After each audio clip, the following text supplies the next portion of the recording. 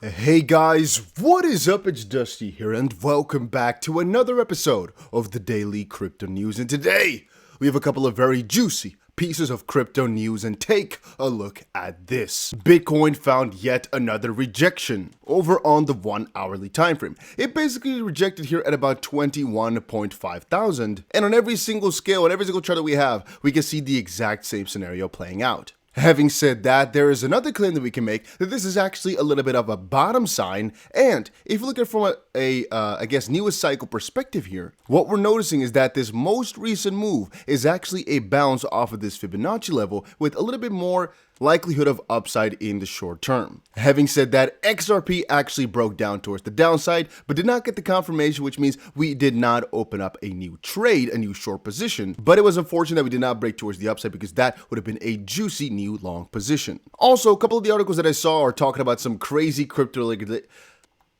a little bit of an oopsie right there. Crypto liquidations, there we go, settle as Bitcoin recovers above 21,000. Well, this is actually backed up by the analytics, which I showed you guys earlier today. For example, through this ASOPR, which you guys can't see perfectly until I do this. As you can see over on the right here, this is like our current time. Right now, more and more people are starting to take profits on their crypto losses, or as of this point, they're actually not realizing losses, but they're realizing profits. But the more that it's in terms of a downtrend, the more likely you have that at some point it's going to reverse. And as I told you guys before, right now we have not changed the direction just quite yet. But the moment that we make our first new higher high is the moment that this might turn around again, and where people start to actually take more profits, instead of more losses.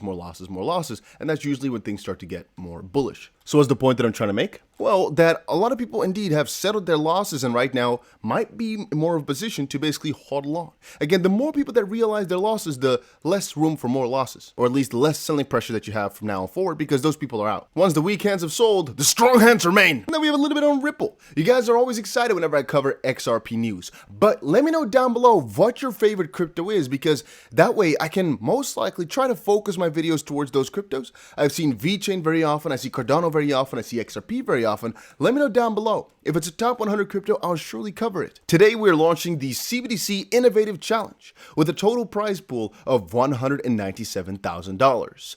Participants will use our XRP Ledger Cbdc Sandbox to drive financial inclusion, interoperability, and retail payment solutions. Initial round submissions due August 25th. But this is really good. I covered before how I think Ripple, regarding this Cbdc realm, could do a whole lot for the XRP ledger, or specifically for XRP, either through utilizing the ledger or a private version of this ledger, which could then still utilize XRP actually. But the fact that they're going for such a challenge right now, meaning they're really trying to hoard more of these partners on, that's a really big announcement. It's really nice to see. Whenever I got a couple of good pieces of news though, I gotta shock you guys with a little bit of crazy FUD.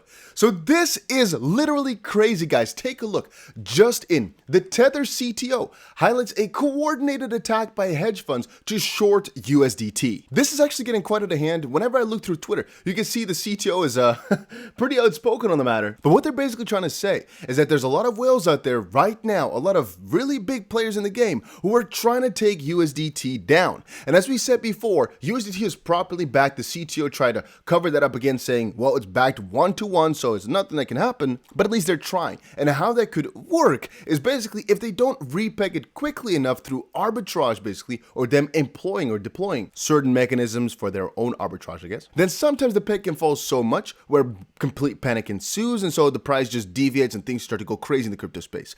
That doesn't mean, however, that the price can officially depeg forever. Theoretically speaking, if there's enough money backing it, you can't really go wrong as a stablecoin, because worst case is going to be depegged for a little while because of a crazy amount of demand or supply, but it finds its way back because people can arbitrage it. And the problem with the whole UST situation was that it was not properly backed, and that the backing was actually decreasing in value over time. And the fact that you could cash out 1 UST for $1 worth of Luna, so that circle just kept increasing the supply of Luna and just made things really bad. With normal stablecoins though, that's not the case. If it's properly backed, well, it can't really go too much away from a dollar. The only thing which you have to be worried about in these cases is whether or not it's actually properly backed by $1 or not. Having said that though, take a look at this. I think this is very interesting. It is regarding Coinbase. Goldman Sachs downgraded their Coinbase rating from neutral to sell, expecting $45 per share, which at first was $70, and I think the price right now is like $53. They basically are doing this as profit will keep declining in the second quarter. Once the reports about that come out, it'll most likely be pretty negative, as this quarter really wasn't as exciting as people would have hoped in the positive side. And they've actually laid off 18% of their staff, 1,100 people. And of course, the Coinbase price fell pretty significantly as it fell 9% today. I made a little mistake because I actually put Coinbase, but here I said it right, so yeah, too bad. There were a couple of other pieces that I don't think are that important but interesting to mention. Morgan Stanley came out with a report earlier which said GPU demand is likely to slow down if Ethereum moves to a proof of stake, but, and this is very critical, moving to a proof of stake will actually not solve Ethereum scaling problems. They do, however, also state that it will drastically or dramatically reduce energy requirements, and they don't actually go too far into exactly why they think so. It says here, moving to POS will not solve Ethereum scaling problems such as the number of transactions per second or result in lower transaction fees. What I think is a little bit more exciting though is this article that just came out, or at least this piece of news. Three Arrows Capital, the very big fund that we talked about a couple of videos in a row by now, a crypto-focused hedge fund, has to meet a deadline on Monday to repay more than $670 million in loans to Voyager Digital or face default. And when checking out the articles surrounding this, take a look at this. Three Arrows Capital defaults on Voyager Digital. The crypto exchange will now be pursuing legal means to recover its funds. Three Arrows Capital was issued a notice of default by Voyager today. The hedge fund failed to repay 15.2 thousand Bitcoin and a $350 million loan to the crypto exchange, and Voyager will now be pursuing legal means to recuperate its funds. Voyager continues to be fully operational thanks to a loan from Alameda Research, which of course is behind FTX and whatnot. But this is actually a really big hit for the crypto space, or actually for the capital space as a whole. This is a very big default, and even though in terms of nominals, I mean, it's not a multi-trillion dollar, it's not a BlackRock, for example, but it's a very big loan specifically because they were so prominent in the crypto space. And here it says, co-founded by Su Zhu and Kyle Davies in 2013, Three Arrows Capital was one of the world's most successful crypto hedge funds.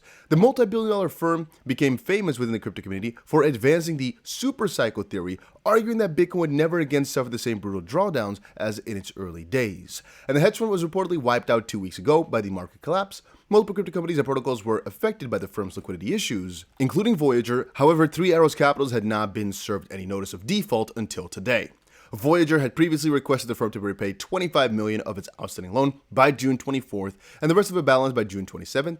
It will now pursue recovery from Three Arrows Capital by legal means. The press release indicated that the platform continues to be fully operational. Client withdrawals have not been impacted. In order to secure customer liquidity demands, Voyager secured a 15,000 or Bitcoin or $200 million loan from Alameda Ventures, and they also claim to have $137 million worth of, I guess, end crypto assets at hand. Obviously, we saw this already. Voyager stock was going crazy down, crazy down. But as of this point, I think things are doing quite okay still. Then again, guys, you understand this is negative for once Voyager, but also partially or actually completely awful for Three Arrows Capital, which has some negative consequences on the crypto space. Some of these bigger hedge funds are like the fundamentals of so ridiculously many projects that are being built and being funded. So the moment that one of these things gets broken down, a lot of things in the crypto space are like, it's like a house of cards, right? And as the backing falls, a lot of these fundamental bones of a lot of newer crypto projects fail. But more so, they were innovative. They were putting a lot of money everywhere. And so one big player gets taken out. That's a lot less money to be distributed amongst newer projects in the crypto space, which means less innovation. So that is obviously a very bad thing. Also, I'm not aware of the extent of their reach, but again, hypothetically speaking, right? If Three Arrows Capital had a little foot everywhere, there's a good possibility that they're going to have to sell a lot of crypto assets from a lot of crypto projects out there, which they invested in quite early, and that could be a lot of selling pressure. So be careful, specifically due to Three Arrows Capital selling at some point or another. If one of you guys actually has their entire portfolio, that would be awesome. I don't think we can actually see that, because you, of course, can't see the exact position that they have, but you got to realize this for yourself really properly, right? They have most likely got themselves some crazy positions in a lot of the things which you're seeing right here.